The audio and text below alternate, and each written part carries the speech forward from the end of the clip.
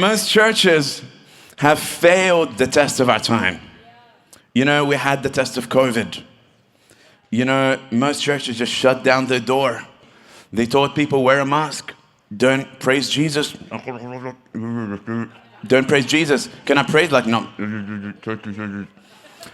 They had at the front of the church, they had, come as you are. But what they really meant is like, come as you are, but show me your vaccine passport at the front. Come as you are with a little star at the bottom. Most churches failed the test of COVID. We had the test of homosexuality, most churches failed that test. You know, here in Australia, believe it or not, most Christians voted yes to gay marriage.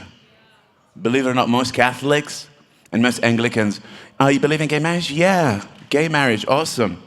Why? Because the church didn't talk about it. They failed the test of our time. We had the test of Charlie Kirk, where most churches didn't talk about it. It's controversial that our Christian brother and sister was shot and murdered for preaching the truth, for saying there is one man and one woman, and they didn't even have the guts to speak about it.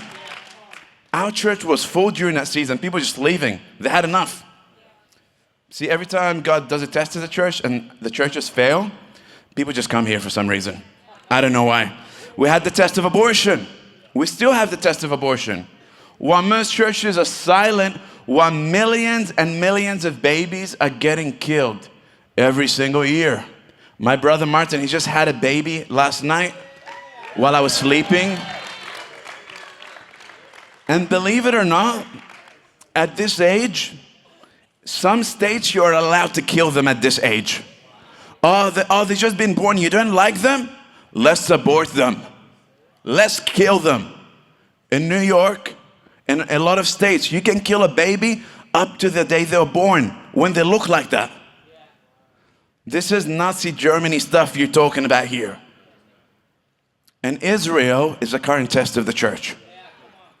You know, the church during Nazi Germany, they failed the test of Israel.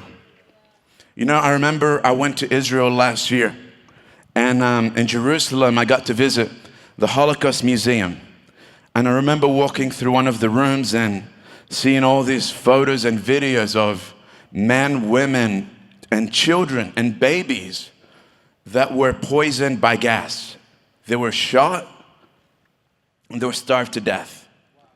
As part of the 6 million Jews that were killed during the Holocaust, their hair was shaved so that they all looked the same. They lost their identity and they sold their hair. Their identity was stripped and they removed their name because they didn't have an identity, the flippant atheists. And they replaced it with a number. They tattooed that number on their skin so that when they die, we know what number that was. Or they sewed it to their shirt. And I remember walking in that room and seeing in that room a pile of shoes. All these different shoes and at the museum, and I saw even all these clothes at that museum of all these people.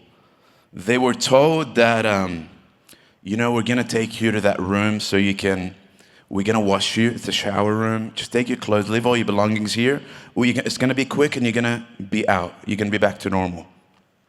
But what they didn't know is that they're walking into a gas chamber. They were about to be gassed, naked, and they were about to suffocate to death. Men, women, elderly, babies, and children. Millions of them. 2.7 were gassed. The rest were killed a different way. 6 million total. 1.5 million of them were kids. Now, what did the church do while this was happening? Well, most of them did nothing. What did they say? Nothing. As this evil wickedness was happening, the church was silent. They were like, man, we don't want to get involved in politics, man. We just want to preach Jesus. We love Jesus and we just want to preach Jesus and the gospel. Why are you preaching about politics? We don't want to get involved in politics. Why is Echo Church preaching about politics? Just preach Jesus, man. Just preach the gospel. We don't want you to get involved in politics. I've heard that line many times. It sounds very familiar and it's kind of scary. It sounds familiar. Many Christians and many Many churches are saying, oh, we don't want to stay out of politics, man. Babies are getting killed, man. And you just want us to preach Jesus? Jesus said, I want mercy, not sacrifice. And as the trains would pass the churches on Sunday morning, filled with Jews, guess what they would do? They would sing louder. They would praise Jesus louder. Hallelujah. Praise Jesus. Put the sound up. I don't want to hear it.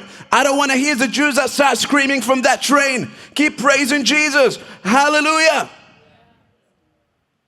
While the Jews are heading towards their death. But here's the crazy part that kind of shocked me. I was reading about it the other day, is that the Nazis, they didn't come from a pagan background.